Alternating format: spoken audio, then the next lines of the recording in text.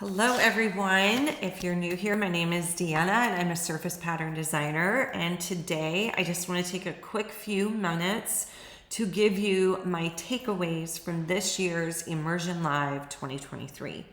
If you don't know what Immersion Live is, it is an annual creative conference for surface pattern designers that is put on by Bonnie Christine and her team.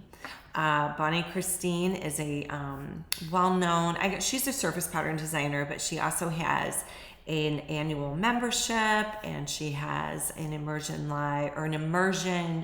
class that goes real deep into becoming a surface pattern designer. And then she does this annual conference. So I did this year's, again, it's my fourth one. And this year's theme was, let me make sure I get this right, the art of business.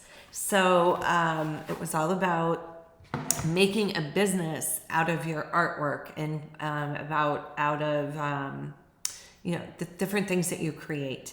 So how she formats this, it goes over 3 days. It's really 2 full days. And then the very first day, if you want to call it that, is just called Open Studio Night. So that's where she starts. It's usually a couple of hours and she has 8 or 9 different artists in the surface pattern design world or in the art world that open their studio up, and they give you a tour of their studio, but they also show you their creative process, what motivates them, how they get ready to create.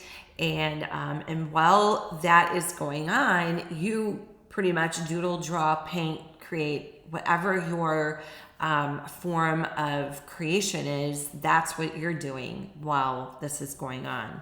So before I get into all of my takeaways, I just want to talk briefly about the swag box, because Bonnie does a top-notch job with her swag. It not only has the materials you will need for this conference, she also has little extra stuff in there. So, and by materials, I think you're gonna need, she always supplies you with the guide of who's, gonna be speaking and the order of events, things like that. So you've got that.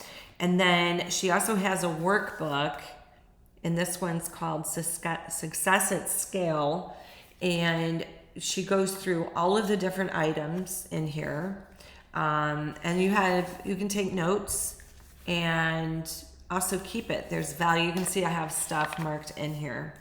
Also, without fail, every year she gives you a nice notebook with one of her designs on it that is for note taking, and a pencil. So you get that.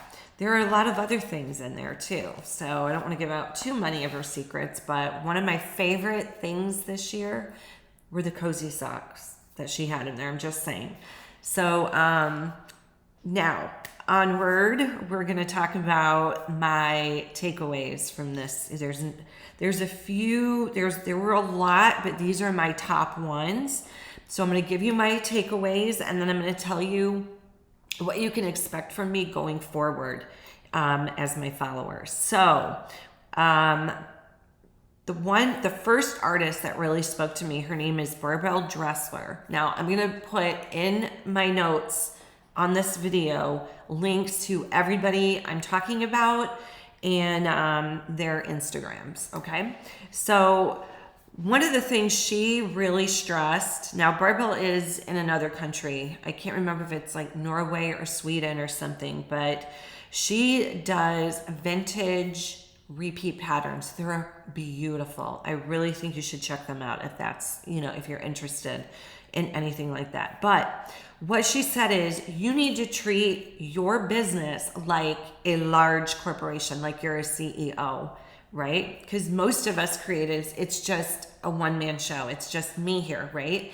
So you need to treat it like a larger business than what it is. And if your business isn't giving back what you're putting in, then it's time to list all of the things that you're doing, all of the things you're spending time on, and take away what isn't serving you and what isn't lighting you up inside. That was another big term that they kept saying through the whole conference is, make sure you're creating or doing things that light you up inside. So take away and stop whatever, I'm looking at my notes, excuse me.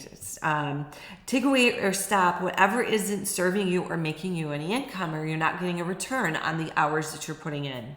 So I did that. Now, right after Barbel, Amy Porterfield was up. And she echoes what Barbel said. She says, you need to treat your business, no matter how small it is, like a large company. So now it's starting to, I have this aha moment there. But one of her my biggest things that she said that was my biggest aha was what she called the safety dilemma. Basically, what's keeping you safe is keeping you stuck. Whether it's you have a spouse that's supporting you, or you are getting comfortable doing the same type of art, motions, things like that over and over again, and it's just giving you a little bit, and it's regular and it's safe, but it's also keeping you stuck as an artist. And those are my things. I'm spending too much time on things that are not giving me a return on my time investment. And once I realized that, boy, did I start through the rest of the conference, I started doing new techniques I had been putting off for years, and that I am excited. I cannot wait to show you what I've been working on. But things you can expect from me going forward are, I'm going to be creating new work, a lot of new work, and I'm going to be showing you how I do it all. The other thing I need to do is pitching. And if you don't know what pitching is, that's like presenting your work to potential companies, or to companies, for potential licensing agreements. I used to do that, like very disciplined on a regular basis. And once we were in lockdown and, life went sideways, I got out of that habit. So I'm ready. I am ready to start pitching my work again. And the other thing is, I need to start showing up for you guys more. So I know I keep getting messages about, where can I learn more from you? And are you going to be creating more instruction videos, things like that? And yes, I will be doing that. I promise you. So with that, those are my takeaways.